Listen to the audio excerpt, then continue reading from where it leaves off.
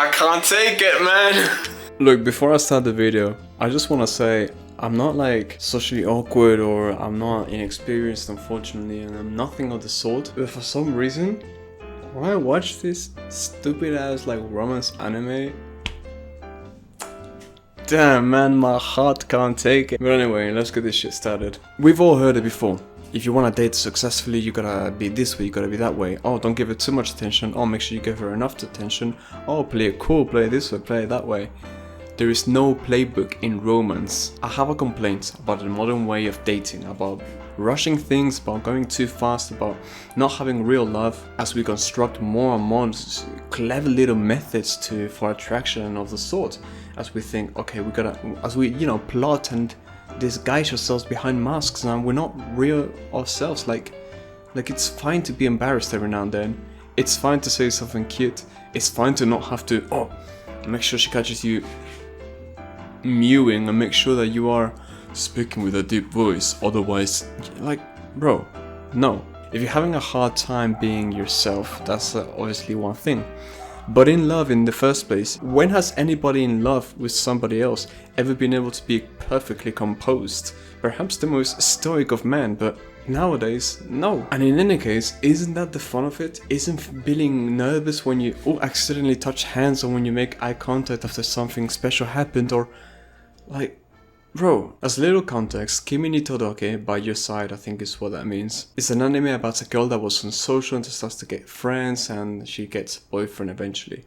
I'm skipping all the way through the third season here when they start to date. In this season we can take a close look into their relationship. Now, of course, their relationship has ups and downs of usually misunderstandings because they are honest, they are themselves.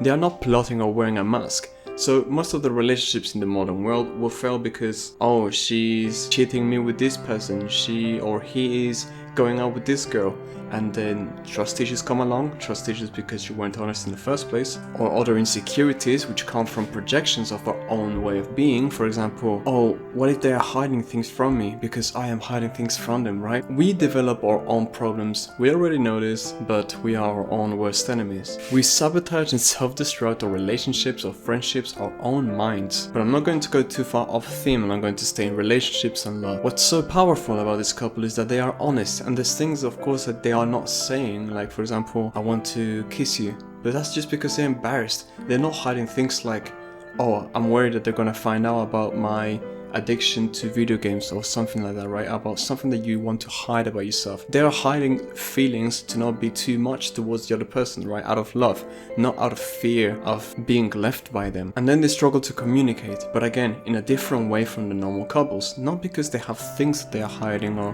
because they're playing little mind games and they want to make sure that, oh, I can't lose the authority in this relationship. People don't really understand what a relationship is. But they struggle to communicate because they're embarrassed, because they're shy, because they love each other so much. They don't want to hurt each other, and not in a way that they tell their partner what they should do, how they should live, like you shouldn't dress like that or whatever. But let's say that the boyfriend had a problem with how Sadako, the girl, was dressing. Knowing his character, he would say something like, do you really have to wear that? And then he'd look to the side, whatever, embarrassed, blushing, and say something like, I just don't want the guys to look at you, right? And that's like cute, it's whatever, and he's so open and honest about it that it's fine. And then she blushes, and because she loves him, she's like, okay, well, if it bothers you, I'm not gonna do it. And it's mutual love, and she might do something of the sort to him back. But very important, a dynamic is important. We have all these rules of attraction for a good reason. So as you get through life, you can't just, in a relationship, you can't just lose yourself in the love.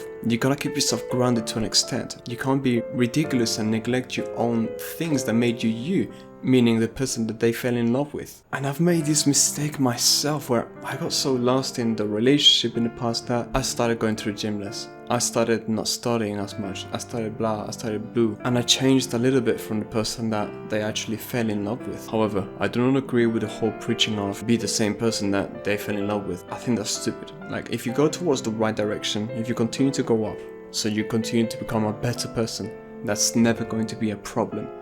If you make a full 180, it will be a problem because you become a different person entirely.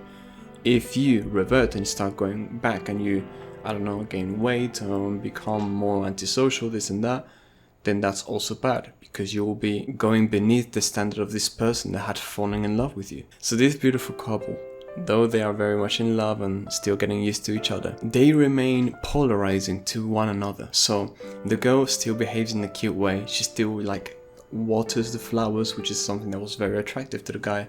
The guy is still friendly with all the guys and smiles with everybody and is a center of attention, which the girl also really liked. And it's fine, man. I'm so sick of seeing in the West red pill and all this fucking bullshit. Sorry for the swearing. The whole like play it cool, do this, do that. And I understand, I've played the game many times before myself. However, only when there was a place of honesty where it was authentic, where it came across real. I do not like the whole personality change, having a relationship where you have more doubts than securities, and when it feels like it's more of a fight rather than a celebration of love. Like, they did this to me, I'm going to do that to them. They took 1 hour to reply, I'm going to take 10 days. Like, no, it's not what that's about. This right here is a beautiful couple that blushes when they, you know, touch hands, that blushes when they give each other a gift or a compliment, that blushes when they get caught looking at one another across the class. Oh my god, bro. You know what? It's gonna sound like an old man because I'm still young, but sometimes I miss being even younger. Like 3 years old. Oh, Lord almighty, man. Alright, I got some work to do. I just want to talk about this. If there's any anime moment, situation, character that you'd like me to break down or that's interesting for me to check out, maybe I can make a video about them a bit more constructed than this, but because this is love, I like to go wild, right? Anyway, leave that in the comment, or yeah, and like and all that shit. Help me grow. Try to be 1% better every day. Join the Discord. Much love.